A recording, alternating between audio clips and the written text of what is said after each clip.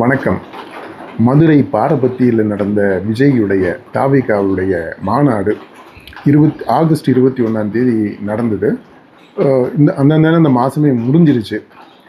இந்த கடந்த 10 நாட்களுக்கு மேலாக ஊடகங்களில் பார்த்தா எல்லா ஊடகங்கள்லையுமே, அதாவது main stream media, print media, electronic media, social media, local media, regional media, national media, even international media, இப்படி எடுத்துக்கிட்டிங்கன்னா எல்லா ஊடகங்கள்லையுமே இந்த மாநாடை பற்றி பேச்சு, அதை பற்றிய விவாதங்கள், அதை அனாலிசிஸ், டீகோட் பண்ணுறோம், டீகன்ஸ்ட்ரக்ட் பண்ணுறோம் அப்படின்னு சொல்லிட்டு எல்லாமே தொடர்ந்து பண்ணிட்டு இருந்தாங்க. இது எல்லாத்துலேயும் நம்ம என்ன அடிநாதமாக இருக்கிறது என்னன்னா, இவங்க எல்லாரும் ஒரு கருத்தியல் பின்புலத்தில் ஒரு அரசியல் பார்ட்டி நிலைப்பாடை எடுத்துட்டு அந்த நிலைப்பாட்டினுடைய அந்த ஸ்டாண்டில் இருந்துட்டு தான் இதை அனலைஸே பண்ணியிருக்கிறாங்க. இப்போ அதனால் அது எல்லாத்துலேயுமே ஒரு கட்சி சார்பான ஒரு பயஸ் இருக்கிறது அப்படின்னு நம்ம சொல்ல முடியும். இப்போ நம்ம என்ன பண்ணுறோம் அப்படின்னா, இந்த இதில் ஒரு ஆய்வாளராக ஒரு அகடமிக் எக்ஸசைஸாகவே இதை நம்ம பண்ணுறோம். பல்துறை சார்ந்த அது மல்டி டிசிப்ளினரி அப்ரோச்சில் பலவிதமான பெர்ஸ்பெக்டிவ்ஸில் இதை அணுகிறோம். இது சிங்கிளாக ஒரு இதை மட்டும் நம்ம எடுக்கலை. அதில் இருக்கக்கூடிய நுவான்சஸ் என்ன, இன்ட்ரிகசிஸ் என்ன, இம்ப்ளிகேஷன்ஸ் என்ன, இது எல்லாத்தையுமே நம்ம விலாவாரியாக அனலைஸ் பண்ணுறோம். இது இந்த மாதிரி நம்ம பண்ணுறதுனால உங்களுக்கு இந்த காணொளி கொஞ்சம் மெதுவாக செல்லக்கூடியதாக இருக்கும். நீங்கள் எதிர்பார்க்கக்கூடிய அந்த த்ரில் அதெல்லாம் இருக்குமான்னு நமக்கு நிச்சயமாக தெரியல. ஆனால் இது ரொம்ப இன்ஃபர்மேட்டிவாக இருக்கும். இந்த வரப்போகிற தேர்தல் உங்களுக்கு முக்கியமானதாக இருக்குது அப்படின்னா நீங்கள் கண்டிப்பாக இந்த காணொளியை பார்க்கணும். ஏன்னா இதில் இந்த வரப்போகிற தேர்தலில் விஜயினுடைய இந்த மாநாட்டிலிருந்து என்னென்ன காரணிகள், என்னென்ன அம்சங்கள் எல்லாம் தேர்தலில் தாக்கத்தை ஏற்படுத்துறதுக்கான சாத்தியங்கள் இருக்குது, அல்லது பாசிட்டிவாகவும் நெகட்டிவாகவும் எப்படி அது இன்ஃப்ளூயன்ஸ் பண்ண போகுது அப்படின்ற விஷயங்களை நீங்கள் தெரிஞ்சுக்கணும்னா கொஞ்சம் நிதானமாக உட்கார்ந்து இந்த காணொலியை நீங்கள் பாருங்கள்.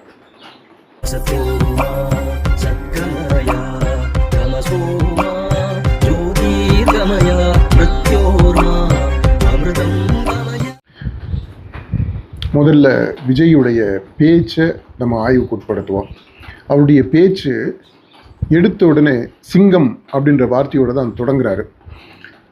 வணக்கம்னு தொடங்கலை, சிங்கத்தை பற்றி சொல்கிறாரு. ஒரு சின்ன கதை மாதிரி ஒரு நேரட்டிவ் ஒன்று சொல்கிறாரு. அந்த நேரட்டிவ்லேயே அவருடைய அரசியலுக்கான நேரட்டிவை செட் பண்ணிடுறாரு. சிங்கம் கூட்டத்தோடு இருக்கிறதுக்கும் தெரியும், சிங்கத்துக்கு தனியாக இருக்கிறதுக்கும் தெரியும். அப்படின்றதுலேயே இது கூட்டணிக்கு தயாராக இருக்குது தாவேகா.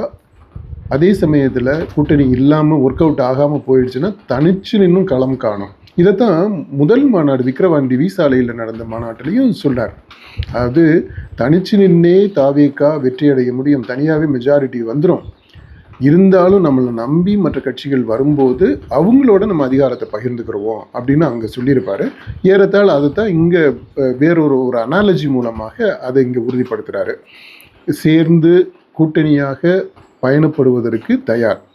அப்படி இல்லாத பட்சத்தில் தனிச்சே நின்று இது களம் காண முடியும், வெற்றி அடைய முடியும் அப்படின்றத சொல்கிறாரு. அது ஒரு முக்கியமான பாயிண்ட்டு. ரெண்டாவது என்னென்னா, இந்த சிங்கம் என்ன செய்யும் அப்படின்னா, அதை விட பெரிய விலங்கை தான் வேட்டையாடும் அப்படின்றாரு. அப்போது தாவேகா போட்டி போடக்கூடிய கட்சி யார் அப்படின்னா அதை விட பெரிய கட்சி. அதை விட பெரிய கட்சி யார்? திமுக, அதிமுக, பாஜக, அப்படியா காங்கிரஸ், அப்படியா எதுன்னு தெரியல. அவர் மனசில் வச்சுருக்கிறது எனக்கு கொள்கை திமுகவையும் பாஜகவையும் ஏன்னா அடுத்தடுத்து பேசும்போது சொல்லுவார். இப்போ அதனால் நம்ம இங்கே தமிழ்நாட்டை பொறுத்த மட்டும் திமுக அப்படின்னு எடுத்துக்கலாம். அதாவது விஜய் அவர் இந்த உதாரணத்தை சொல்லும்போது அவரை அறியாமலேயே தாவேகாவை விட பெரிய விலங்கு, பெரிய கட்சி, அதிக ஆற்றல் உள்ளது, அதிக பலம் உள்ளது இந்த திமுக அப்படின்றத ஒத்துக்கிறது மாதிரி தெரியுது. அதனுடைய இம்ப்ளிகேஷன் அப்படி இருக்கு. ஓகே, அடுத்து இதனுடைய கராலரி என்ன அப்படின்னா, இதை விட தன்னை விட சிறிய விலங்குகளை அது உதாசீனப்படுத்திடும். சிங்கம் வேட்டையாடாது அப்படின்றாரு. இப்போ இந்த இடத்துல தான் இவர் சீமானுடைய நாம் தமிழர் கட்சியை சுட்டி காட்டுறாரோ அப்படின்ற ஒரு எண்ணம் இருக்குது. பல பேர் இந்த டீகோட் பண்ணவங்க அதை தான் சொல்கிறாங்க. சீமானுமே இதை மனசில் வச்சுக்கிட்டு தான் எதிர்வினை கூட ஆற்றி இருக்கிறாரு. இப்போ இந்த நாம் தமிழரை விஜய் கண்டுக்காமல் விட்டுட்டு ஹீ இக்னோர்ஸ் இட். அவர் ஃபோக்கஸ் எல்லாமே திமுக அதுதான் இருக்குது. ஆனால் அந்த களத்தில் அந்த மாநாடு திடலில் நீங்கள் பார்த்தீங்களா என்னன்னு தெரியல, அங்கே இருக்கக்கூடிய தொண்டர்கள், இவருடைய தொண்டர்கள், தாவேகா விஜயனுடைய ரசிகர்கள் அல்லது தாவேகா தொண்டர்கள், அவங்க கோஷம் போடுறாங்க. அங்கே எனக்கு தெரிஞ்சு தாவேகா தொண்டர்கள் எதிர்த்து ஸ்பான்டேனியஸாக அவங்களாகவே எதிர்த்து கோஷம் போட்டது அப்படின்னா அது சீமானை எதிர்த்து தான். மற்ற கட்சிகளை எதிர்த்து விஜய் பேச்சில் சொல்லுவார், இவங்க அந்த மாதிரி திமுகவை எதிர்த்து பாஜகவை எதிர்த்து அது மாதிரி கோஷம் போட சொல்லும்போது அவங்க வந்து ரெஸ்பாண்ட் பண்ணுறாங்க விஜய்க்கு. ஆனால் ஸ்பான்டேனியஸாக அவங்க அந்த மாநாட்டு திடலில் கோஷம் போட்டாங்க, முழக்கம் போட்டாங்க, எழுப்புனாங்க அப்படின்னா அது சீமானுக்கும் நாம் தமிழருக்கும் எதிராகத்தான். இங்கே தான் ஒரு தலைவருடைய இலக்குக்கும் தொண்டர்களுடைய யதார்த்தத்துக்கும் ஒரு இடைவெளி இருக்கிறத நம்ம பார்க்குறோம். இது அந்த இடைவெளி நிரப்பப்படணும். அப்படி இல்லாட்டினா அது அந்த இலக்கை அடைகிறதுல சிரமங்கள் இருக்கும். அப்போ அதை நம்ம சுட்டி காட்டுறோம். அதுக்கு அடுத்து இந்த சிங்கம் கதையை சொல்லிட்டு அந்த உதாரணத்தை சொல்கிறாரு. அந்த உதாரணத்தை பற்றியே கூட விமர்சனங்கள் இருக்குது. சிங்கத்துக்கு அவருக்கு சொன்ன அந்த ஆட்ரிபியூட்ஸ் இருக்குது இல்லையா, குணாம்சங்கள், அது எதுவுமே சிங்கத்திற்கானது இல்லை. ஏன்னா அவர் சிங்கம் வந்து தனிச்சு நிற்கும் அப்படின்றது அப்படி இல்லை. அப்புறம் அந்த ஆண் சிங்கம் பெண் சிங்கம் அதற்குள்ள வேறுபாடு இருக்குது, இறை தேடுறதுல வேறுபாடு இருக்குது. அந்த மாதிரி இதெல்லாமே இப்போது வந்து 6ஆம் கிளாஸ் 7ஆம் கிளாஸ் பாட புத்தகத்திலேயே நம்ம அந்த சிங்கத்தினுடைய பண்புகள் என்ன, குணங்கள் என்ன, அது எப்படி நடந்துக்கிறோம் அப்படின்றத பற்றி இருக்குது. ஆனால் அந்த அறிவியல் பூர்வமாக எந்த விஷயத்தையும் கணக்கில் எடுத்துக்கிறல. பாப்புலர் மித்ஸ் இருக்குது இல்லையா சிங்கத்தை பற்றி, அதை அடிப்படையாக வச்சு தான் இவர் இந்த உதாரணத்தை சொல்லியிருக்கிறாரு விஜய். அதனால் நம்ம அந்த அறிவியலுக்குள்ளே போயிட்டு இந்த உதாரணத்தில் என்ன சொல்ல வர்றாரு அப்படின்றத குறைச்சி மதிப்பிட்ட வேண்டாம். அதை நம்ம புரிஞ்சுக்கிறோம். அவர் சொல்ல வர்ற விஷயம் என்ன அப்படின்றத நம்ம தெரிஞ்சுக்கிட்டோம். அதற்கு அடுத்து அவர் வணக்கம் சொல்லிட்டு அப்புறம் மதுரையினுடைய பெருமையை சொல்கிறாரு. மதுரையினுடைய பெருமையை சொல்லும்போது வைகை ஆறு, ஜல்லிக்கட்டு, வைகை, அழகர், மீனாட்சி அம்மன், இது எல்லாத்தையும் சொல்கிறவர். அப்புறம் எம்ஜிஆரை சொல்கிறாரு. அப்புறம் கேப்டன் விஜயகாந்த் அவருடைய அண்ணன் அப்படின்னு சொல்கிறாப்புல. இதில் மதுரைக்கு எம்ஜிஆர் எப்படி லிங்க் ஆகுறாருன்னு தெரியல. அடுத்து விஜயகாந்துமே மதுரைக்காரர் இல்லை, ஆனால் மதுரையில் செட்டில் ஆனவர், அதனால் அவரை கூட நம்ம ஏற்றுக்கலாம். நம்ம இந்த 2 பேரையும் சொல்கிறாரு. விஜயகாந்தை பற்றி கொஞ்சம் அதிகமாகவே சொல்கிறாரு. ஏன்னா அங்கே வந்து விஜயகாந்துக்கு கொஞ்சம் ஒரு நல்ல பேர் இருக்குது. சவுத்து ஃபுல்லாகவே கொஞ்சம் பார்த்தீங்கன்னா கொஞ்சம் ஸ்ட்ராங்காகவே இருக்குது.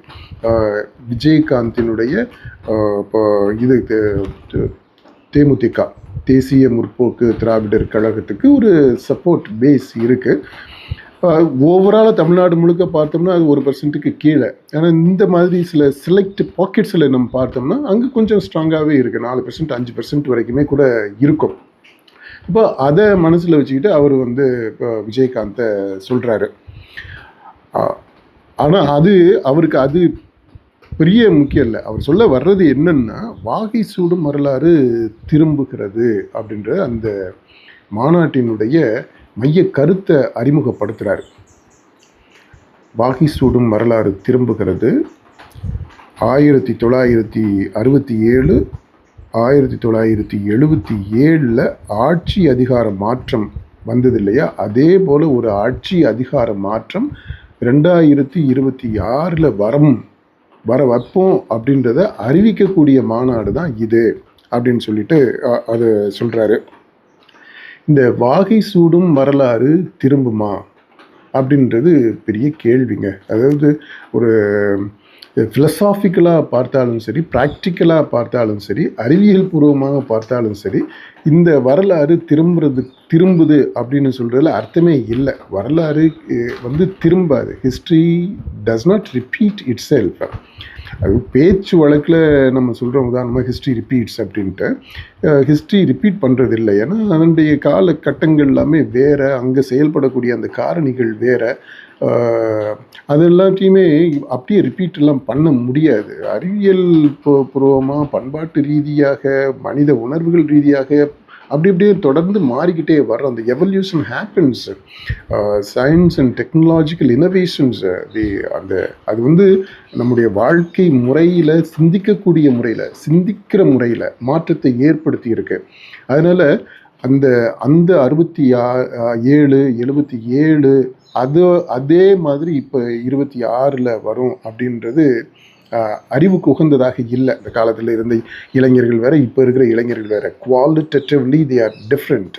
இன் terms of values they are different. In terms of attitudes they are different. In terms of even the physical structure they are different. Tastes different, culture different, அவங்களுடைய வாழ்வியல் life style totally different, values and life style entirely different. You just can't compare. அதனால் அந்த காலத்து இளைஞர்கள் மாதிரி இந்த காலத்து இளைஞர்கள் இருக்கிறாங்க அப்படியெல்லாம் இல்லை. அந்த காலத்தில் இருந்த இளைஞர்கள் வேற, அவங்களுடைய பண்பு நலன்களே வேற, இன்றைக்கி இருக்கிறவங்க வேற, இவங்களுடைய இயல்புகளே வேறு. அங்கே வந்து டெப்த் இருந்துச்சு, இங்கே வந்து பெரிஃபரி, சூப்பர்ஃபிஷியாலிட்டி. ஸோ அந்த டீட்டெயில்ஸுக்குள்ளே நம்ம இப்போ போக வேண்டாம். அந்த இதை நம்ம தெரிஞ்சுக்கிறோம். அதனால் history will not repeat, but you may make a new history. அதை நம்ம சொல்கிறோம். அடுத்தது இவர் ஒரு தாவிகாவினுடைய வரலாறை அப்படி சொல்கிறாரு. அதாவது தாவிகா எப்போ அந்த முதல் வெற்றி கொள்கை திருவிழா எங்கே நடந்தது, நம்ம வீசாலையில் நடந்ததில், விக்கிரவாண்டியில் நடந்த அந்த திருவிழாவை தொடர்ந்து தமிழ்நாட்டினுடைய அரசியல் தட்பவெட்பமே மாறிடுச்சு அப்படின்றாரு. அது உண்மைதான். இந்த எப்போ விஜய் அரசியலில் கட்சியை தொடங்கி அந்த மாநாடுன்னு ஒன்று நடத்தினாரோ அப்போ இருந்தே அது ஒரு பெரிய தமிழ்நாட்டினுடைய அரசியல் களமே மாறிடுச்சு. அது உண்மைதான். கண்டிப்பாக அதை ஏற்றுக்கொண்டு தான் ஆகணும். திமுக, அதிமுக மாதிரியான கட்சிகள் கொஞ்சம் தயக்கம் காட்டலாம், அல்லது இதை கண்ணை மூடிக்கிறலாம். ஆனால் அவங்களே உள்ளுக்குள்ளே கலங்கி தான் இருக்கிறாங்க. தமிழ்நாட்டினுடைய அரசியல் தட்பவெட்பம் மாறி இருக்குது அப்படின்றது நிஜம். இது மக்கள் குரல் மட்டுமே கேட்டுட்டு அதாவது அந்த கொள்கை திருவிழா நடந்துச்சு இல்லையா, அப்போ இருந்து இப்போ வரைக்கும், இந்த 2வது மாநாடு நடக்கிறது வரைக்கும் இடைப்பட்ட காலத்தில் இவர் என்ன செய்தாராம், மக்கள் குரலை மட்டுமே கேட்டுட்டு எதிராக வர்ற கூக்குரலை சிரிப்போட கடந்து வந்ததா அப்படி சொல்கிறாரு. அங்கே நம்ம அதாவது ஃபேக்ட்ஸ் அப்படி இல்லை. இவர் வந்து எதிராக வந்த கூக்குரலை சிரிப்போட கடந்து வந்திருக்கலாம். அவர் சிரிச்சாரா, கோவப்பட்டாரா அப்படின்றது நமக்கு தெரியல. ஆனால் இப்போ சிரிப்போட கடந்து வந்தேன் அப்படின்னு அவர் சொல்கிறாரு. அதை நம்ம ஏற்றுக்கிறோம். ஆனால் மக்கள் குரலை மட்டுமே கேட்டுக்கிட்டு அப்படின்றது உண்மை இல்லை. அது முழு உண்மை இல்லை. மக்கள் குரலை கேட்டார். அது எப்படி கேட்டார் அப்படின்னா, எல்லாரையுமே பனையூருக்கு வர சொல்லி தான் கேட்டார். இவர் அந்த இங்கே போனார் இல்லையா, நம்ம இந்த இப்போ பரந்தூர் விமான நிலையத்துக்கு அந்த போராட்டம் சார்பாக இவர் போகிறார், பரந்தூருக்கு போகிறாரு. அப்படி போய் அங்கே போய் மக்களுடைய குரல் எதுவும் கேட்கல. இவர் பேசிட்டு வந்துடுறாரு. கொஞ்சம் நேரம் அப்படி போயிட்டு பார்த்துட்டு ஒரு வண்டியிலேருந்தே பேசிட்டு அப்படி கடந்து வந்துடுறாரு.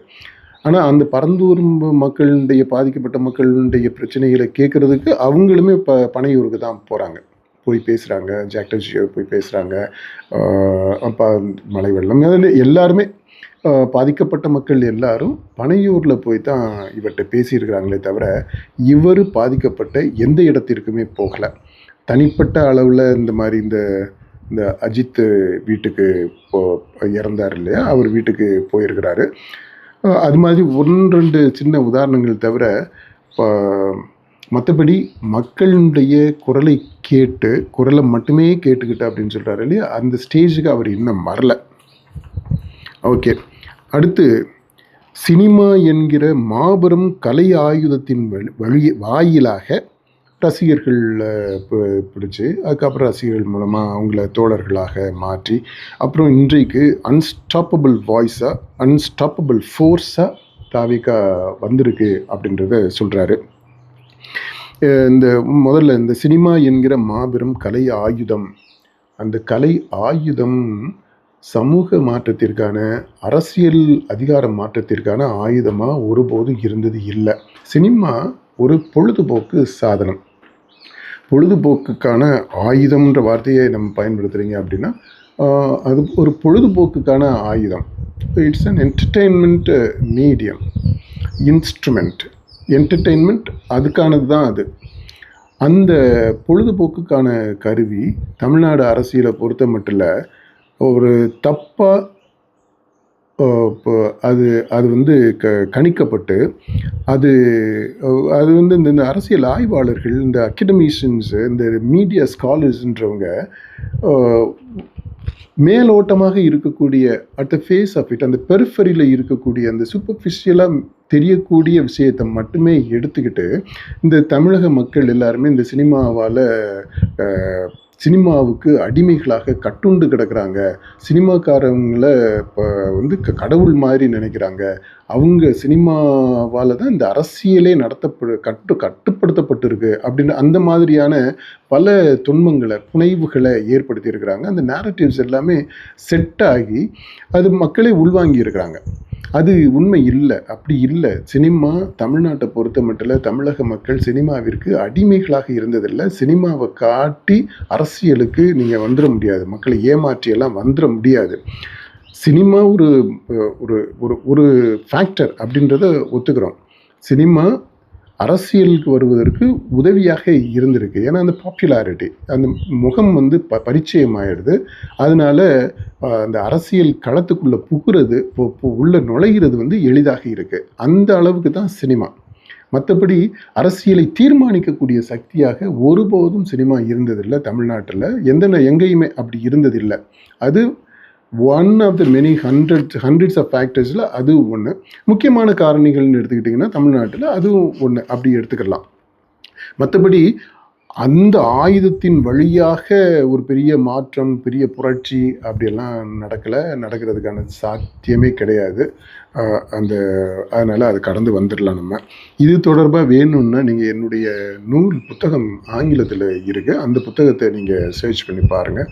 அதை வாசித்தீங்கன்னா உங்களுக்கு இன்னும் கொஞ்சம் பெட்டர் இன்சைட்ஸ் கிடைக்கும். அப்புறம் சரி, இது வந்து அன்ஸ்டாப்பபிள் ஃபோர்ஸ், அன்ஸ்டாப்பபிள் வாய்ஸாக தாவேகா மாறிடுச்சா அப்படின்னா இல்லைங்க. ஆனால் அது இன்னும் அந்த மாதிரி அன்ஸ்டாப்பபிள் வாய்ஸாக, அன்ஸ்டாப்பபிள் ஃபோர்ஸாக வரக்கூடிய சாத்தியங்கள் இருக்குது. அதற்கான முதலடியில் இருக்குது அப்படின்னு நம்ம சொல்லலாம். இந்த இந்த இந்த அட்ஜெக்டிவ்ஸு, இந்த தொடர்கள்லாம் அவர் பயன்படுத்துகிறது எதுக்குன்னா ஒரு உற்சாகத்தை மூட்டுறதுக்காக அப்படின்ற அளவில் எடுத்துக்கிறோம். ஆனால் ஒரு ஸ்ட்ராங்கான ஃபோர்ஸாக உருவாகி வருது அப்படின்றத நம்ம மறக்க முடியாது. அப்புறம் அவருடைய அரசியல் பயணத்தை சொல்கிறாரு. முதல்ல அரசியலுக்கு வரமாட்டார்னு ஜோசியர் சொன்னாங்க. அப்புறம் அவர் வந்துட்டார். அப்புறம் பெயர் அறிவித்த உடனே மக்கள்கிட்ட பேர் வாங்கணும்ல நாங்கள், அப்புறம் மாநாடெல்லாம் நடத்தி காட்டணும்ல அப்படின்னாங்க. அப்புறம் நேராக ஷூட்டிங்கிலேருந்து ஆட்சியை பிடிக்க முடியுமா, அது எப்படி முடியும் அப்படின்றாங்க. கூட்டமெல்லாம் செய்கிறது ஓகேங்க, ஆனால் அந்த கூட்டமெல்லாம் ஓட்டாக மாறுமா அப்படின்றாங்க. இந்த மாதிரி கதை, திரைக்கதை, வசனம், இயக்கம், பாடல்கள் இது எல்லாத்தையுமே இந்த அரசியல் ஆய்வாளர்கள், கட்சிக்காரவங்க இவங்க எல்லாருமே செட் பண்ணிடுறாங்க அப்படின்னு அவர் சொல்கிறாரு. இப்போ இந்த மாதிரி இதை சொல்லும்போது விஜயுமே அவர் ஒரு நேரட்டிவை செட் பண்ணுறாரு. அதில் என்னென்ன கூடுதலாக இந்த ஸ்டண்ட்டு காமெடியும் சேர்த்துக்கல. ஏன்னா விஜய் வந்து நல்ல ஸ்டண்ட்டு காமெடி இது ரெண்டுலேயுமே இப்போ ஒரு நல்ல இப்போ எக்ஸ்பர்ட்டு, நல்லா பண்ணக்கூடியவர். இப்போ அதையும் சேர்த்துக்கிட்டால் அந்த நேரட்டிவ் வந்து ஒரு முழுமை அடையும், விஜய் செட் பண்ணக்கூடிய நேரட்டிவ். அப்புறம் இந்த அடுத்து ஒரு திரும்ப ஒரு ஆடியன்ஸுக்கு ஏற்றது மாதிரி ஒரு ரீல்ஸ் போடுறதுக்கு ஏற்ற மாதிரியான ஒரு மெட்டீரியல். நம்மளோட இந்த கூட்டம் வெறும் ஓட்டாக மட்டும் இல்லைங்க, வரப்போகிற தேர்தலில் மக்கள் விரோத ஆட்சியாளர்களுக்கு நாம் வைக்க போகிற வேட்டா, நம்மளை கோட்டைக்கு அனுப்ப போகிற ரூட்டாக இருக்க போகுது அப்படின்றாரு. அதாவது மக்கள் விரோத ஆட்சியாளர்களுக்கு வைக்க போகிற வேட்டு, ரூட்டு இதெல்லாம் ஓகே. ஆனால் இதெல்லாம் எது மூலமாக முடியும் அப்படின்னா அந்த ஓட்டு போடுறதுனால தானே முடியும். அதனால் இது வெறும் ஓட்டாக மட்டும் இருக்க போகிறது இல்லைன்றதில்லை, அந்த ஓட்டு தான் முக்கியமே. அந்த ஓட்டு தான் இது ரூட்டாகவும் வேட்டாகவும் இருக்குது. அந்த ஓட்டு போடுறது தான் வேட்டு. அதனால் அதை பிரித்து அவர் சொல்லியிருக்கிறது ஒரு எதுகை மோனைக்காக எழுதி கொடுத்துருக்குறாங்க. அதை அப்படி சொல்கிறாரு. அதெல்லாம் அதில் பெரிய அந்த டிஃப்ரென்ஷியேட் பண்ணுறாரு இல்லையா, அதில் பெருசாக அர்த்தம் இருக்கிறது மாதிரி தெரியல. அப்புறம் அடுத்து அவரே ஒரு கேள்வி எழுப்புறாரு. புதுசாக இவர் என்ன செய்ய போகிறாரு, இவர் ஆட்சிக்கு வந்து புதுசாக என்ன செய்ய போகிறாரு அப்படின்னா, இந்த பெண் குழந்தைகள், பெண்கள் மற்றும் வயசானவங்களோட பாதுகாப்பு தான் நம்ம ப்ரையாரிட்டியே.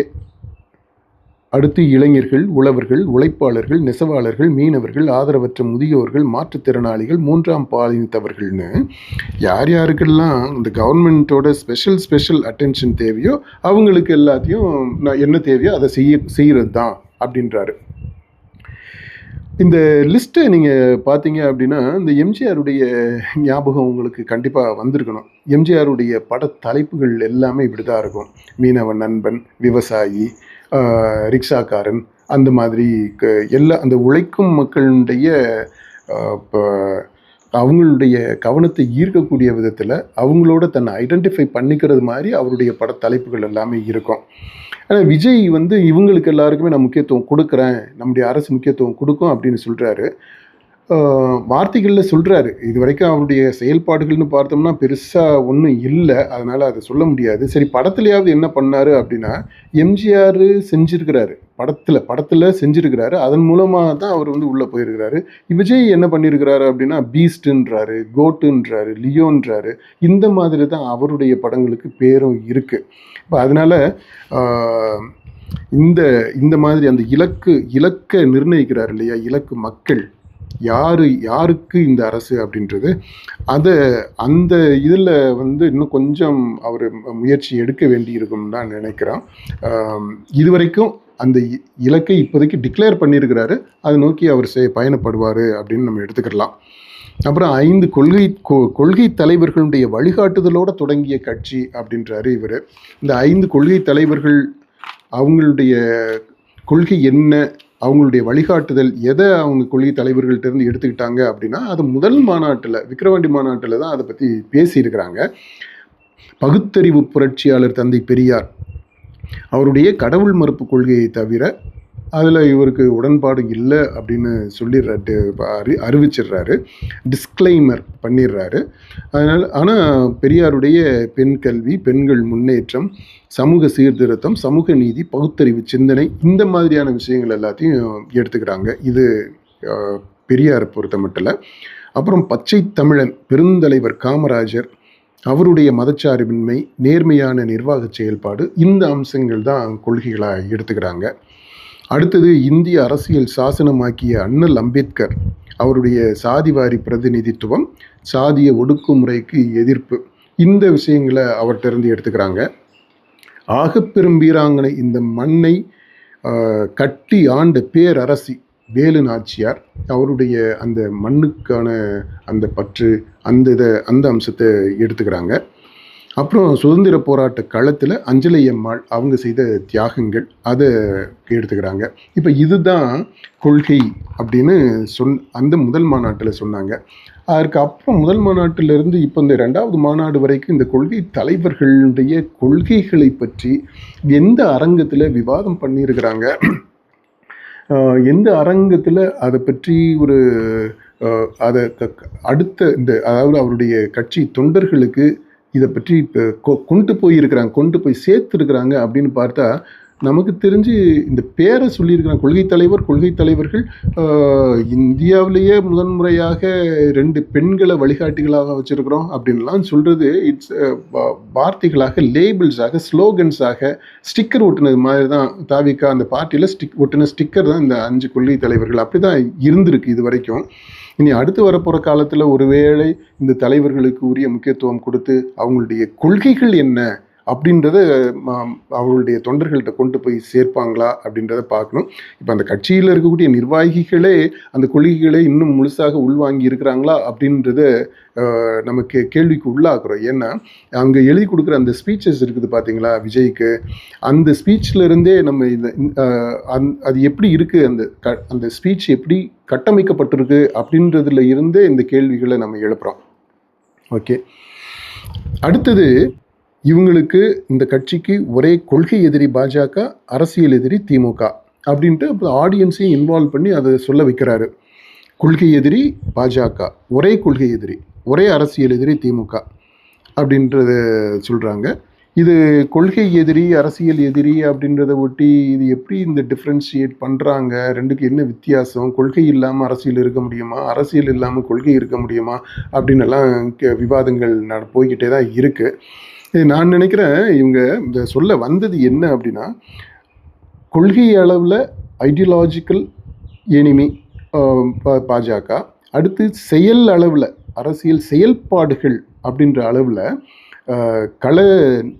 களத்தில் இறங்கி வேலை செய்கிறோம் இல்லையா, அந்த செயல்பாடுகளில் இம்ப்ளிமெண்டேஷன் ஆஃப் தி ஐடியாலஜி, அந்த நிலையில் இந்த திமுக எதிரி, செயல்பாடுகள் அளவில் திமுக எதிரி அப்படின்றத தான் சொல்ல வர்றாங்கன்னு நினைக்கிறேன். இப்போ நானே தெளிவாக சொல்கிறேன்னா அந்த வித்தியாசம், அதாவது கொள்கை கோட்பாடு ஒன்று இருக்கும், அடுத்து அந்த கொள்கைகளை நடைமுறைப்படுத்தும் போது அந்த நடைமுறைப்படுத்துகிற விதத்தில் பிரச்சனைகள் இருக்கும்.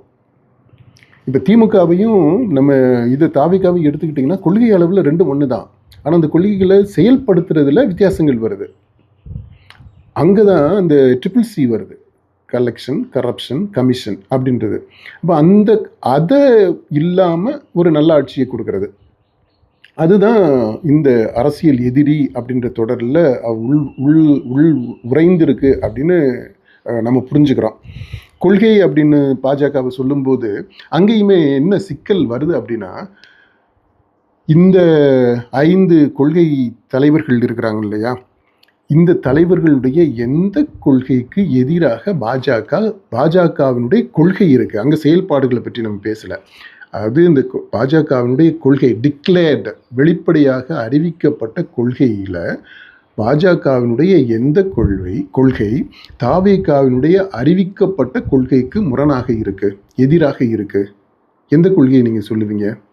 கடவுள் மறுப்பு அப்படின்ற ஒன்று சொல்லலாம், ஆனால் அது தாவேகாவை ஒத்துக்கலை. அதை ஒதுக்கி விட்டுறாங்க. அது இல்லாமல் தான் பெரியாரை ஏற்றுக்கிறாங்க. கடவுள் மறுப்புன்றது இல்லாத பெரியாரை தான் தாவேகா வழிகாட்டியாக ஏற்றிருக்கு. இப்போ அதனால் அது தவிர மற்ற எந்த விஷயத்தை சமத்துவத்திற்கு எதிராக பாஜக கொள்கை அளவில் இருக்கா? இல்லை. அந்த சமத்துவம், அப்புறம் ஈவன் அந்த மதச்சார்பு இன்மை, அதற்கு எதிராக பாஜக இருக்கா? கொள்கை அளவில் எல்லா மதமும் சமம் அப்படின்றத எந்த இடத்துலையாவது பாஜக மறுத்திருக்கா? அப்படி இல்லை. ஆனால் நடைமுறைப்படுத்துறதுல அவங்க இப்போ அவங்களுடைய செயல் திட்டங்கள் வேறையாக இருக்கும். அங்கேயுமே அப்போது அரசியல் எதிரி அப்படின்னு சொல்லணுமே தவிர, தாவி கட்டாமல் யூஸ் பண்ணுறதுனா கொள்கை இல்லை. கொள்கை எல்லா கட்சிகளுக்குமே ஒரே மாதிரி தான் இருக்குது. அந்த கொள்கையில் வேறுபாடெல்லாம் ஒன்றும் கிடையாது. அதனால அந்த கொள்கை எதிரி, அரசியல் எதிரி அப்படின்ற அந்த ஜால்ராவே திரும்ப திரும்ப திரும்ப திரும்ப அடிச்சுக்கிட்டு, ஜால்ரா இல்லை, அது பேர் என்ன சொல்கிறது, அந்ததவே திரும்ப திரும்ப திரும்ப சொல்லிக்கிட்டு இருக்கிறதுல அர்த்தமே இல்லை. டேர்ம்ஸை மாற்றிடுங்க. எப்படி இந்த டேர்ம் நீங்கள் இங்கே மாற்றினீங்க இல்லையா, பாசிச பாஜக, பாய்சன் திமுகன்ட்டு, இந்த பாயாசம் அப்படின்றது பாய்சனாக மாறிச்சு இல்லையா, அது பின்னாடி வரும். ஸோ அந்த மாதிரி நீங்கள் இந்த ஜார்கனை மாற்றிடுங்க. அடுத்தது அவர் தாவேகாவினுடைய புகழை பாடுறாரு. மாபெரும் பெண்களுடைய சக்தி, இளைஞர்கள் சக்தி, ஒட்டுமொத்த தமிழ்நாட்டு மக்களுடைய சக்தி, இந்தியா மட்டும் இல்லை 100க்கும் மேலான நாடுகளில் இருக்கக்கூடிய சக்தி, இந்தியாவின் மாபெரும் மக்கள் சக்தி கொண்ட ஒரு மகத்தான வெகுஜன மக்கள் படை அப்படின்னு சொல்லிட்டு இந்த தாவேகாவை பற்றி சொல்கிறாரு. தாவேகா மாபெரும் பெண்கள் சக்தியா? தாவேகால பெண்கள் இருக்கிறாங்க, ஆனால் பெண்கள் எல்லாருமே தாவேகாவுக்கு பின்னாடி இல்லை. இளைஞர்கள் சக்தி, தாவேகாவில் இளைஞர்கள் இருக்கிறாங்க, ஆனால் எல்லா இளைஞர்களுமே தாவேகாவில் இல்லை. அதாவது விஜயனுடைய ரசிகர்கள் யாரோ அந்த பெண்கள், விஜயுடைய ரசிகர்களாக இருக்கக்கூடிய இளைஞர்கள் தாவேகாவில் இருக்கலாம்.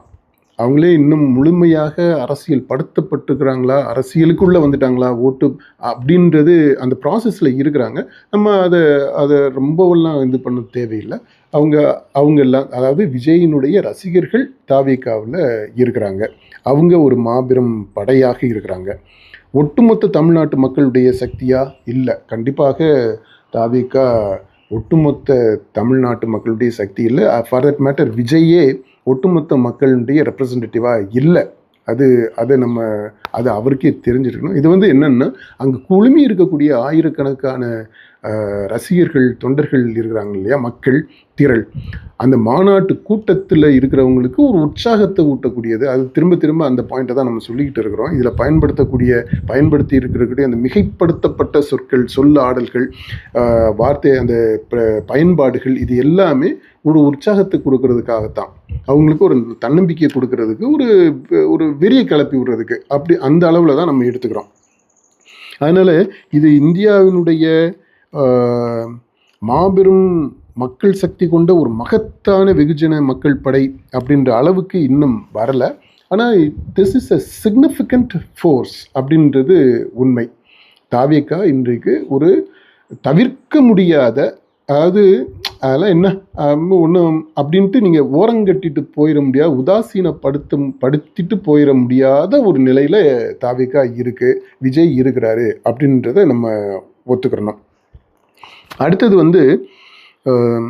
இந்த கூட்டணியை பற்றி பேசுகிறாரு. இந்த கூட்டணி யாரு கூட தாவேகா கூட்டணி வைக்க போகுது அப்படின்றது அந்த சஸ்பென்ஸ்லேயே நீங்கள் சஞ்சாரம் பண்ணுங்க அப்படின்ட்டு ஒரு நையாண்டி பண்ணுறாப்புல, கிண்டலாக சொல்கிறாரு, சஸ்பென்ஸ்லேயே சஞ்சாரம் பண்ணு அப்படின்ட்டு. அதுக்கு இது வரைக்குமே அது சஸ்பென்ஸாக தான் இருக்கும். தாவேகா யார் கூட போய் கூட்டணி சேரப்போகுதுன்றது 2026 2 பேருக்கு நடுவில் தான் போட்டியே. ஒன்று டிவிகே, இன்னொன்று டிஎம்கே. அந்த டிவிகே டிஎம்கேன்றது அந்த சொன்னதவே நீங்கள் பாருங்கள், அந்த டைம் கொடுத்து எம்பசிஸ் கொடுத்து சொல்கிறது டிவிகே அப்படின்ட்டு, அப்படி அழுத்தம் திருத்தமாக டைம் எடுத்து சொல்லுவார். டிஎம்கேன்றது டிஎம்கே அப்படின்ட்டு பொசுக்குன்னு முடிச்சிருவாப்புல. ஸோ அதெல்லாமே கூட ரொம்ப முக்கியம் அந்த டெலிவரியில். அதாவது அவ்வளவு தூரம் அழுத்தம் திருத்தமாக அந்த செய்தியை கொண்டு போய் சேர்க்குறாரு. அப்புறம் அந்த சொல்கிறதுலேயே யாருக்கு முக்கியத்துவம், யாருக்கு அப்படின்றத, யார் வலுவானவங்க அப்படின்றதையும் சுட்டி காட்டுறாரு. டிஎம்கே அப்படின்னு போயிடுது, டிவிகே அப்படின்னு அங்கே போகுது. அவ்வளவு ஃபோர்ஸ்ஃபுல்லாக நம்ம போய் அதை அட்டாக் பண்ணணும் அப்படின்ற அந்த அர்த்தத்தில் நம்ம எடுத்துக்கிறோம்.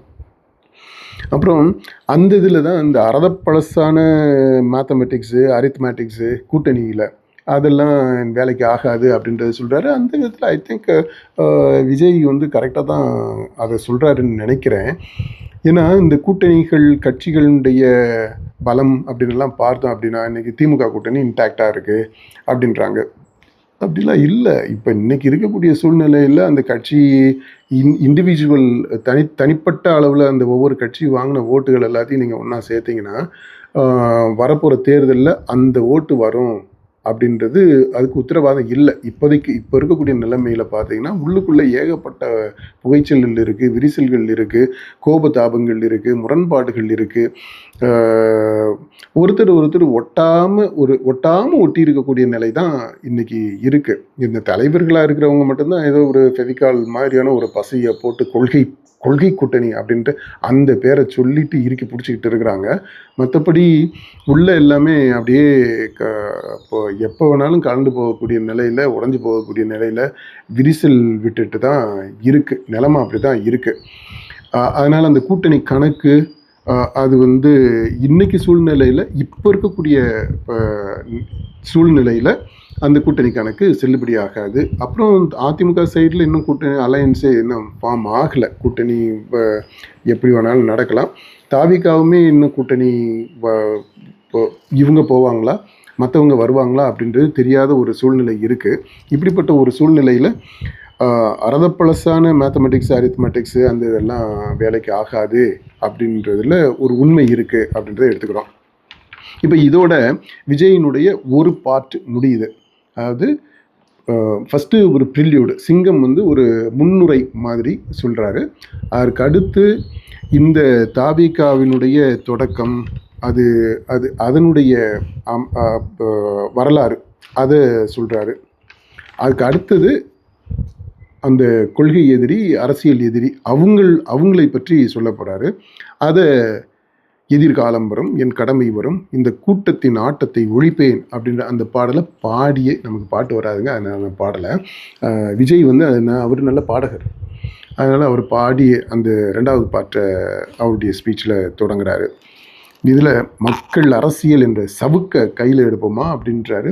அந்த மக்கள் அரசியல்ன்ற சவுக்க கையில் எடுக்கிறது இருக்குது பார்த்தீங்களா, அதுவே மக்களாட்சிக்கு எதிரான ஒரு செயலுங்க. இந்த மாதிரியான உதாரணங்களை, இந்த மெட்டஃபர்ஸை பயன்படுத்துகிறத தவிர்க்கணும். இந்த பேச்சு எழுதி கொடுக்குற ஆளுங்க தயவுசெய்து இதெல்லாம் தவிர்த்துருங்கப்பா. இது சவுக்க கையில் எடுக்கிறவன் எப்படிங்க ஒரு மக்களாட்சியை தலைவராக இருக்க முடியும்? சவுக்கு எப்படி அவன் எடுக்க முடியும்? சவுக்குனா அதிகாரத்தை எடுக்கிறான், நீதியை எடுக்கிறான், எல்லாத்தையுமே கையில் எடுக்கிறான்னு அர்த்தம். அது அந்த காலத்தில் ராஜாக்கள் தான் அப்படி செஞ்சுக்கிட்டு இருந்தாங்க. அப்போ அதே மன்னராட்சியை தான் நீங்கள் கொண்டு வர போகிறீங்களா? அப்போ நீதிமன்றங்கள் எதுக்கு இருக்குது? அந்த இதில் இருக்கக்கூடிய அந்த லெஜிஸ்லேட்டிவ் அந்த இதுன்னு சொல்லிட்டு அந்த தூண்களை பற்றி, ஜனநாயகத்தினுடைய தூண்களை பற்றி பேசுகிறோமே, அந்த தூண்கள்லாம் என்னத்துக்கு இருக்குது? அதில் சவுக்கை எடுக்கிறதுன்ற அந்த கான்செப்டே ரொம்ப தப்பான கான்செப்டு. அதில் அவ்வளவு வன்முறை இருக்குது, அவ்வளவு ஒடுக்குமுறை இருக்குது, அவ்வளவு கொடுங்கோன்மை இருக்குது. அதனால் அதை நம்ம அந்த சவுக்கு கையில் எடுக்கிறது அப்படின்றதில் அதுக்கு நம்முடைய கடுமையான மறுப்பை தெரிவிக்கிறோம். அப்புறம் சரி, அதை விட்டுருவோம். அடுத்து பாசிச பாஜக, ஃபேசிஸ்ட் பிஜேபி அண்ட் பாய்சன் திமுக அப்படின்ற அந்த இதுக்கு வர்றாரு. நம்ம சொன்னோம், ஏற்கனவே சொல்லிட்டோம். இந்த பாயசம்ன்றது பாசிசமா பாயசமா அப்படின்றதுல அந்த இருந்த பாயசம் இப்போ பாய்சனாக மாறிடுச்சு.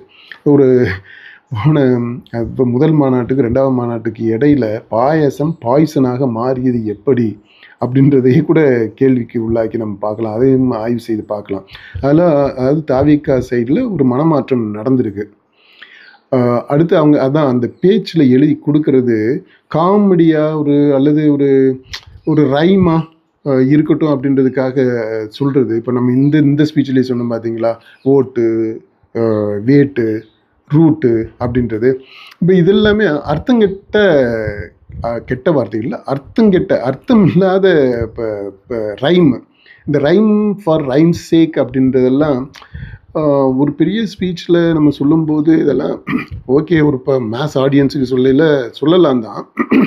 ஆனால் அதுக்காகவே இந்த மாதிரி வலியை கொண்டு வந்து திணிக்கிறது இருக்குது பார்த்தீங்களா, அதை தவிர்த்துருக்கணும். அந்த பாயசம்ன்றதை ரியலைஸ் பண்ணிட்டாங்க, இப்போ பாய்சனில் வந்து நிற்குது. ஃபேசிசம் அண்ட் பாய்சன் அப்படின்றது. அதில் இஸ்லாமியருக்கு எதிராக இந்த மத்திய பாஜக அரசு செயல்படுது அப்படின்றத இந்த நரேந்திர தாமோதர் மோடியை அவருடைய முழு பேரையும் சொல்லி மிஸ்டர் பிரைம் மினிஸ்டர் அப்படின்னெல்லாம் சொல்லி அந்த இதில் சொல்கிறாப்புல. சரி, இந்த மத்திய அரசிலிருந்து இந்த இஸ்லாமியருக்கு எதிராக அவங்களுடைய செயல்பாடுகள் இருக்குது அப்படின்றத தவிர மற்றது என்ன சொல்கிறாரு அப்படின்னா, இந்த கச்சத்தீவு கொடுத்துருங்க அது போதுன்றாரு, நீட் தேர்வு கீழடி, அப்புறம் மாநில அரசுக்கு ஓரவஞ்சனை செய்யக்கூடியது, இந்த விஷயங்கள் எல்லாத்தையும் நீங்கள் பார்த்தீங்க அப்படின்னா ஒரு திமுகவினுடைய அஜெண்டாவை இவர் பேசுகிறது மாதிரியே இருக்குது. அதாவது இந்த போட்டி கான்டெக்ஸ்ட் திமுக, அதிமுக, இது தாவிக அப்படின்ற அந்த கட்சி பிரிவினைகள்லாம் இல்லாமல் தமிழ்நாட்டுடைய நலனை முன்வைக்கக்கூடிய ஒரு குரலாக நம்ம பார்த்தோம் அப்படின்னா, விஜய் இந்த மத்திய அரசுக்கு எதிராக சொல்லக்கூடிய அந்த குரல், அந்த குற்றச்சாட்டுகள் திமுகவும் சொல்லலாம், அதிமுகவும் சொல்லலாம், தமிழ்நாட்டு நலனில் அக்கறை உள்ள எந்த கட்சி வேணாலும், சீமானு சொல்லலாம், இவர் விசிகாவும் சொல்லலாம், ஏன் நம்ம யார் வேணாலுமே இதை சொல்ல முடியும். அப்படி இவர் இந்த சொல்லக்கூடியது எல்லாமே மேலோட்டமான அறதப்பழசான, இவர் சொல்ல பார்த்தீங்களா அந்த கூட்டணிக்கு அறதப்பழசான கணக்குன்ட்டு, அது மாதிரி அறதப்பழசான இப்போ ரொம்ப திரும்ப திரும்ப திரும்ப திரும்ப சொல்லி சலிப்படைய வைக்கக்கூடிய அந்த தான் இவருமே சொல்கிறார் மத்திய அரசுக்கு எதிராக. அதை சொல்லிட்டு திமுக அரசியல் இதை சொல்லிட்டு தான் பண்ணிட்டு இருக்கிறாங்க, இப்போ வரைக்குமே பண்ணுறாங்க. இவரும் அந்த இதில் போய் சேர்ந்துக்கிறாரு. அப்படி சேர்ந்துக்கிறதுனால பாஜகவுக்கு எதிராக இருக்கக்கூடிய மனநிலை, தமிழ்நாட்டில் இருக்கு இல்லையா, அதிலிருந்து கொஞ்சம் திமுகவுக்கு போகிற ஓட்டை பிரிக்க முடியுமா அப்படின்னு பார்க்குறாரா என்னன்னு நமக்கு தெரியல. அது ஒர்க் அவுட் ஆகுமா அப்படின்றது தெரியல. அது காலம் பதில் சொல்லும், வெயிட் பண்ணி பார்ப்போம். அப்புறம் அடுத்தது, தமிழ்நாட்டை தொட்டால் என்ன நடக்குன்றதுக்கு இங்கே பல உதாரணங்கள் இருக்குது அப்படின்றாரு. இதையுமே நம்ம கொஞ்சம் க்ளோஸாக ஸ்க்ரூட்டினைஸ் பண்ணி பார்க்கணும்.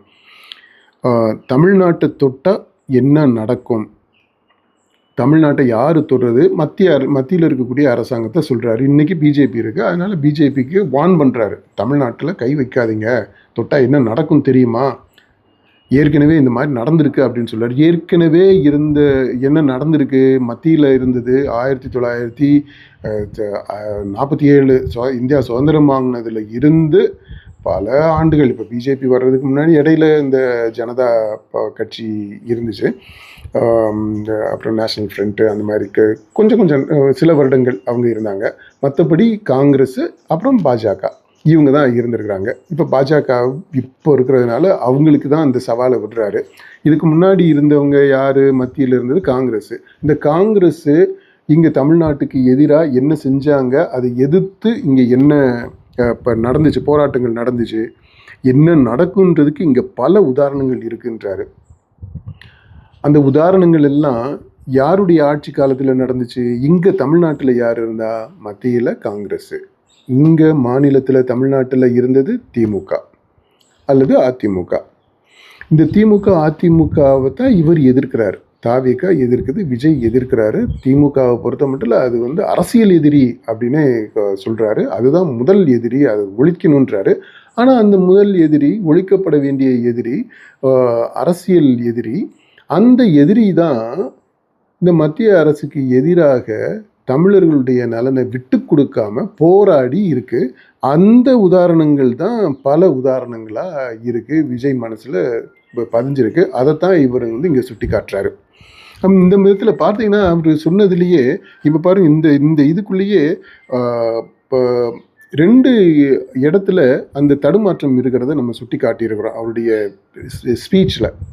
ஒன்று, அவர் முன்வைக்கக்கூடிய அந்த கோரிக்கைகள், மத்திய அரசுக்கு எதிராக அவர் சொல்லக்கூடிய அந்த குற்றச்சாட்டுகள், அதை எடுத்துக்கிட்டோம் அப்படின்னா அங்கே பொதுவாக திமுக அதிமுக யார் வேணாலும் சொல்லலாம், பொதுவான ஒரு இதுதான்.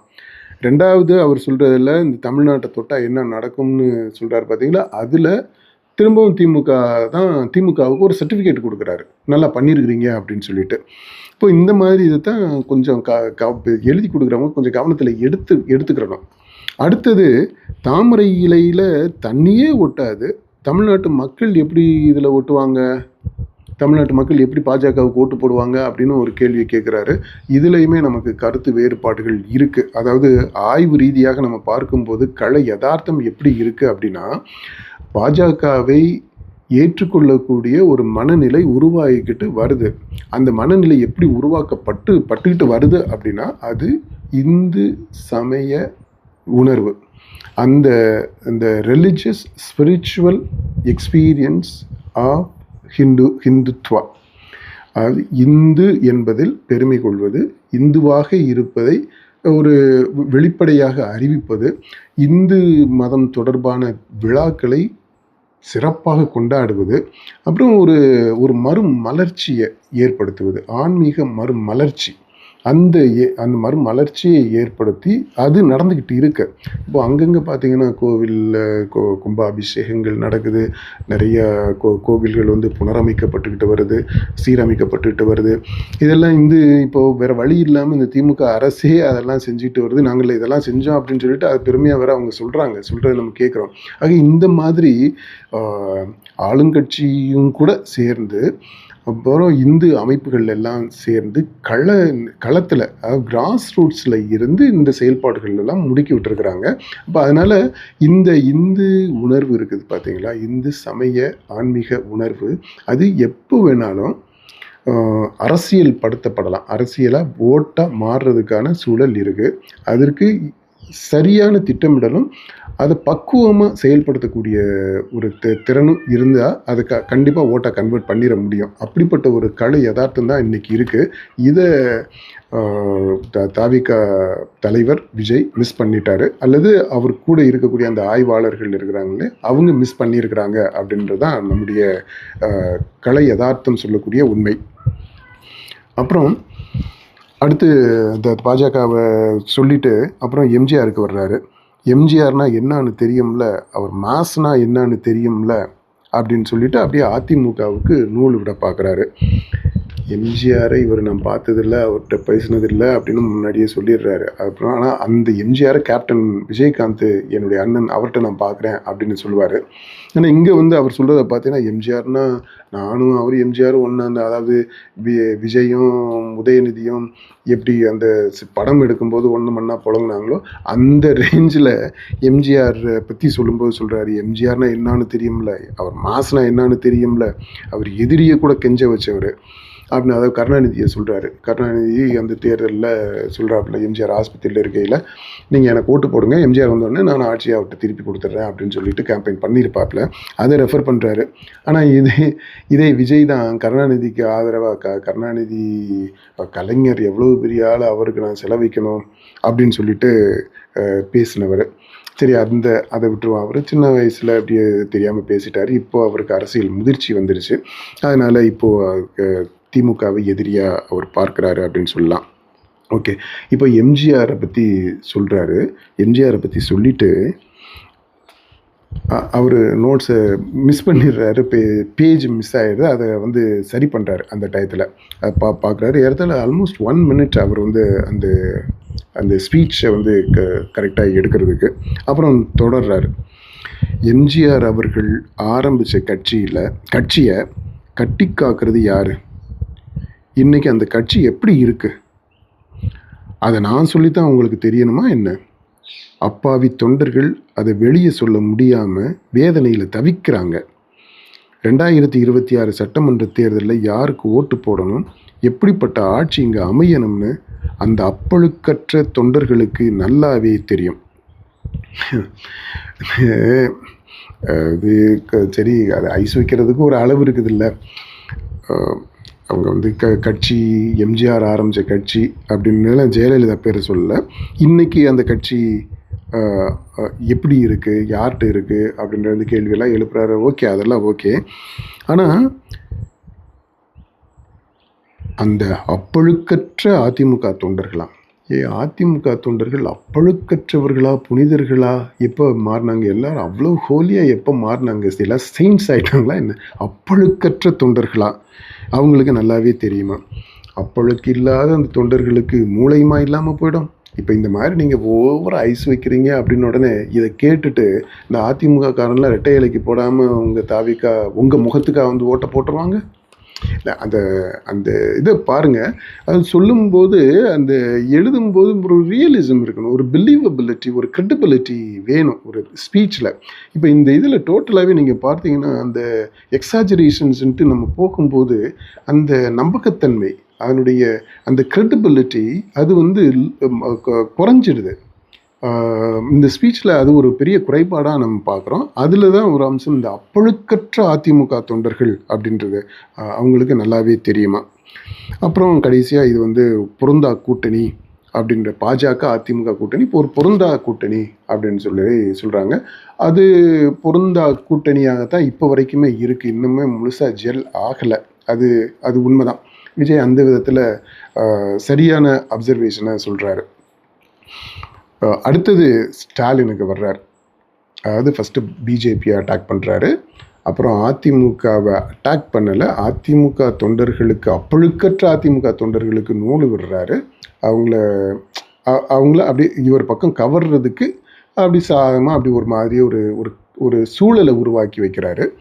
அதுக்கப்புறம் வந்து ஸ்டாலின் அட்டாக் பண்ணுறது தான் பயங்கர இது attack. Stalin uncle, what uncle, it's very wrong uncle, கபட நாடக மு.க. ஸ்டாலின் அங்கிள் ஆகவே இருந்தாலும் அப்படின்றது சொல்லுங்க மை டியர் அங்கிள் அப்படின்றாரு. அப்புறம் பெண்களுக்கு இங்கே பாதுகாப்பு இல்லை, ஆனால் இதில் வேற உங்களை அப்பான்னு கூப்பிடுறாங்கன்னு வேற என்ன சொல்கிறீங்க அப்படின்ட்டு அந்த மாதிரி இந்த அங்கிள்னு சொல்லிட்டு போட்டு தாக்குறாப்புல. இந்த அங்கிள் பற்றியே நம்ம 2-3 காணொளி போட்டிருக்கிறோம். அதை நீங்கள் பாருங்கள், குறுங்காணொளிகள் ரீல்ஸ் போட்டிருக்கிறோம், அதை பாருங்கள். இப்போ இதில் சுருக்கமாக அந்த பாயிண்ட்டை நான் சொல்லிடுறேன். இதில் விஜய் ஸ்டாலினை அங்கிளாக ஒரு இயல்பாகவே ஸ்பான்டேனியஸாக கூட கூப்பிடலாம். ஏன்னா அவர் உதயநிதி இவங்கெல்லாம் சேர்ந்து படம் எடுத்தாங்க இல்லையா, அவங்கெல்லாம் ஒன்று மண்ணா புழங்குனவங்க. படம் எடுக்கும்போது இந்த பார்ட்டிக்கு போகிறது, இது பாருக்கு போகிறது, டூருக்கு போகிறது, இதெல்லாமே ரொம்ப சகஜமாக இருக்கும். அப்புறம் இவர் திமுககாரராக இருந்திருக்கிறாரு சந்திரசேகர், விஜயோட அப்பா. அதனால் அந்த குடும்ப ரீதியாகவே தொடர்புகள் இருந்திருக்கு, உறவு இருந்திருக்கு. அதனால் விஜய் ஸ்டாலினை அங்கிள்னு சின்ன வயசுலேருந்தே கூப்பிட்ட அந்த பின்னணி இருக்குது. விஜய் எப்படி ஸ்டாலினை கூப்பிட்றாரு, அதே மாதிரி நம்ம உதய் வந்து இவரை சந்திரசேகர அங்கிள்னு கூப்பிட்டு அந்த இது இருந்திருக்கு. அது குடும்பம் உறவை பொறுத்து அப்படி நடந்திருக்கு. அப்புறம் தொழில் ரீதியாகவும் அவங்களுக்குள்ள ஒரு நெருக்கம் இருந்திருக்கு. இதெல்லாம் சகஜமாக நடந்த விஷயங்கள். ஆனால் இங்கே விஜய் இப்போது இவ்வளவு நாளுக்கு அப்புறம் ஒரு பொது வெளியில் பேசும்போது அவங்களுக்கு இருக்கக்கூடிய அந்த பர்சனல் ரிலேஷன்ஷிப்பை தான் இங்கே சொல்கிறாரு அப்படின்ட்டு இல்லை. அப்படி நம்ம எடுத்துக்க முடியாத ஒரு சூழல் இருக்குது. ஏன்னா அவரே சொல்கிறாரு, இதில் வேற உங்களை அப்பான்னு கூப்பிடுறாங்கன்னு வேற சொல்கிறீங்க அப்படின்னு சொல்கிறாரு. பார்த்தீங்களா, அங்கே தான் இடிக்குது. அது ஸ்டாலின் ஒரு அப்பா அப்படின்ற மாதிரி ஒரு அப்பா இமேஜை கட்டமைக்கிறதுக்கு திமுகலேருந்து முயற்சி பண்ணுறாங்க. அவங்களுடைய ஸ்ட்ராட்டஜிஸ் அதுக்கு பணத்தை செலவு பண்ணி என்னென்னமோ பண்ணிட்டு இருக்கிறாங்க, எஃபர்ட்ஸ் எடுத்துக்கிட்டு இருக்கிறாங்க. அதை உடைக்கணும், அதில் சிதைவு ஏற்படுத்தணும், அதை கவுண்டர் பண்ணி அதை ஷேம் பண்ணுறது மாதிரி இங்கே அங்கிள் அப்படின்ற இன்னொரு இமேஜ், ஒரு சிறுமைப்படுத்தக்கூடிய ஒரு முயற்சியாக இந்த அங்கிள் அப்படின்றத சொல்லியிருக்கிறாரு. அது எவ்வளோ தூரம் ரீச் ஆகும் அப்படின்றது தெரியல. ஏன்னா ஸ்டாலின் இந்த அங்கிள் அப்பா அப்படின்றதெல்லாம் கடந்தவராக இருக்கிறாரு. அவருடைய இமேஜை நீங்கள் பார்த்தீங்கன்னா ஒரு முதியவர், ஆனால் அந்த முதியவர் மேலே ஒரு இளைஞருடைய அம்சங்கள் திணிக்கப்படுது, அது மேலே பூசப்படுது. இப்போ இதுதான் இதனால இந்த ஐடென்டிஃபிகேஷன், அவருடைய ஐடென்டிட்டி, அப்புறம் அவரை ஐடென்டிஃபை பண்ணுறது, ஐடென்டிஃபிகேஷன், இது ரெண்டுக்கும் உள்ள வேறுபாடு இருக்குது. அவருடைய identity as chief minister, as party president, அது இருக்குது. ஆனால் அவரை எப்படி ஐடென்டிஃபை பண்ணணும் அப்படின்றதுல இவங்க அப்பா அப்படின்னு சொல்லிட்டு ஒரு இதை திணிக்க பார்க்குறாங்க. ஆனால் அந்த அப்பான்ற இமேஜை கொண்டு வரும்போது அவருடைய அந்த தோற்றம் அதுக்கு லென் பண்ணலை, அதுக்கு ஃப்ளெக்சிபிளாக இல்லை, அதுக்கு ஒத்திசைந்து போகக்கூடியதாக இல்லை. அதனால் இந்த அப்பான்ற இமேஜ் இது வரைக்கும் அவருக்கு செட்டே ஆகலை, கிளிக் ஆகலை. அதனால் அதை போய் ஒரு பொருட்டாக எடுத்து இருந்தால் தான் அந்த விஜய்க்கு ஸ்பீச் எழுதி கொடுத்தவங்க, அந்த ரிசர்ச் டீம் இருக்குது இல்லையா, அவங்க ப்ராப்பராக ரிசர்ச் பண்ணலை. அப்படி பண்ணியிருந்தாங்கன்னா இதை இக்னோர் பண்ணிட்டு போயிருந்திருப்பாங்க. இந்த பாடி ஷேம் பண்ணுறது அல்லது இந்த அங்கிள்னு சிறுமைப்படுத்துறதுக்காக, அதாவது அப்பாவுக்கு மாற்றாக நாங்கள் இதை சொல்கிறோம் அப்படின்னு சொல்லிட்டு இந்த சொல்கிறது இருக்குது இல்லையா, இதை தவிர்த்து கிளாஸ் ஓவர் பண்ணிட்டு போயிருந்திருக்கலாம், அடுத்த பாயிண்ட்டுக்கு போயிருந்திருக்கலாம். மெயின் என்ன அட்டாக் பண்ண வேண்டியது, திமுக அரசு என்ன செய்யலை, என்ன தப்பாக செஞ்சுருக்கு அப்படின்றது தானே. அதை டார்கெட் பண்ணுறதுக்கு பதிலாக இப்போ என்ன ஆயிடுச்சு, கவனம் பூராமே இந்த அங்கிள்னு அவர் சொன்னது சரியா தப்பா அப்படின்ற அந்த டிஸ்கஷனுக்குள்ளே போயிடுச்சு. வெகுஜனங்களுடைய கவனம் பூராமே அங்கே போயிடுச்சு. அப்போ இது ஒரு என்டர்டெயின்மெண்ட் பண்ணது மாதிரி ஆயிடுச்சு. அந்த இஷ்யூனுடைய சீரியஸ்னஸ் இல்லாமல் போயிடுச்சு.